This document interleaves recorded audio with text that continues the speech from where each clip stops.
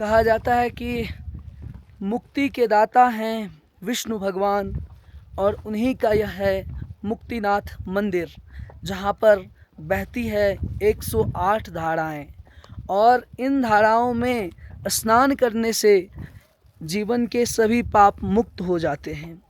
और सचमुच जितनी दूरी से हम लोग आए हैं, और हम लोग तो बाइक से आए हैं, और बाइक से आने के बाद जो हमारा अनुभव रहा है, वाकई it's really an adventurous trip.